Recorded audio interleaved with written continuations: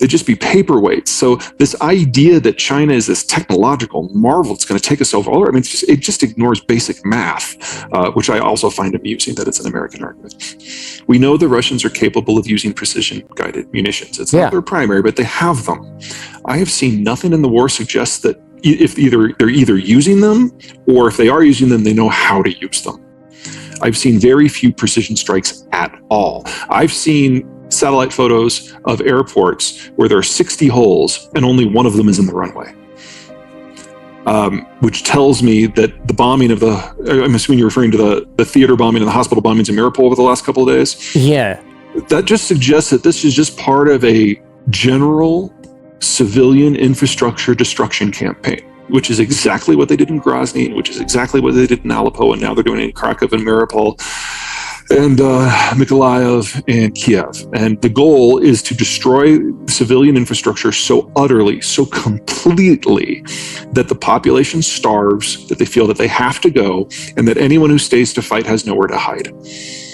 That's how the Russians have been doing war for 20 years now. So if they have precision capability, they're saving that for another day because it's just not relevant to this conflict at this point.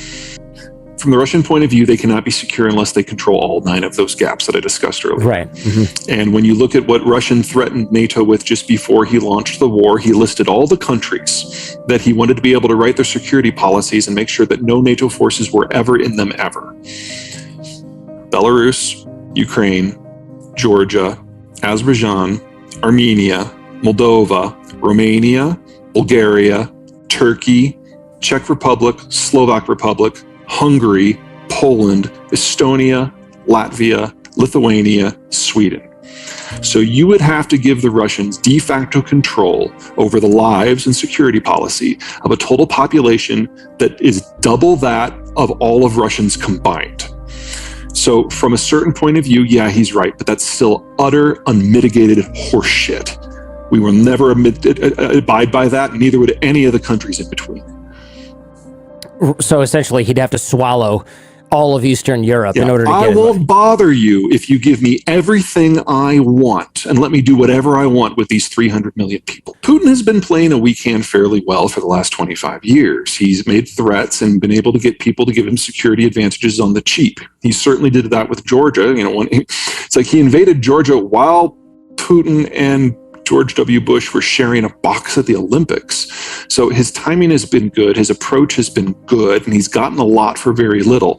But he reached a point where it was no longer a low-cost expansion. And now he's discovering that it's a little bit more involved. I don't think that's going to stop him. But it does mean that strategy needs a new evolution. How long do we think this conflict goes? I know that's impossible to predict, but any guesses? If you had asked me 5 years ago, I would have said he would have captured Kiev in less than a month and the whole country in less than 3. Now I'm thinking that the whole country will certainly fall in less than 6. But one of the downsides, that's not the right word, one of the characteristics of this civilian obliteration program that the Russians are launching is it's not quick.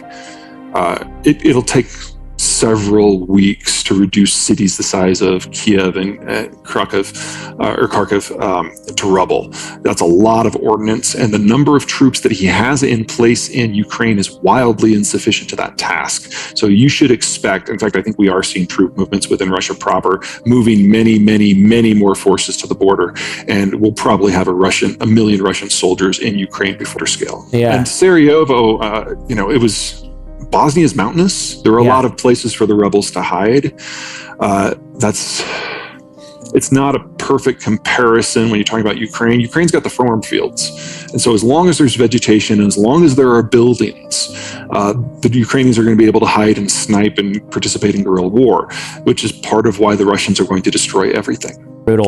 We haven't seen anything like this in the world since World War II. And even then, the closest comparison would be when the Nazis were going through Ukraine, and there were Ukrainian nationalists who sided with the invaders because they had just been through a several-year political repression, genocide, and Stalin-caused famine. And from their point of view, anyone was better than Stalin. And then when the Russians came back, everything that the Nazis had not destroyed, the Russians then destroyed. That's the level of what we're looking at here. We haven't seen this since 1940. There aren't a lot. Signal. What's that? I mean, it's not a great signal, sure, but there just aren't a lot. Russia keeps most of its... the Russian economy was so moribund that they kept most of their physical assets abroad because it was all about oil and natural gas sales, getting dollars and euros, and then, investing them however you can. When it comes to American assets in Russia, I mean, I've said this to investors for years. You should be prepared for your Russian investments to go to zero because that's where this is going to go. That's how it goes with every single Russian regime throughout recorded history. This one is no different.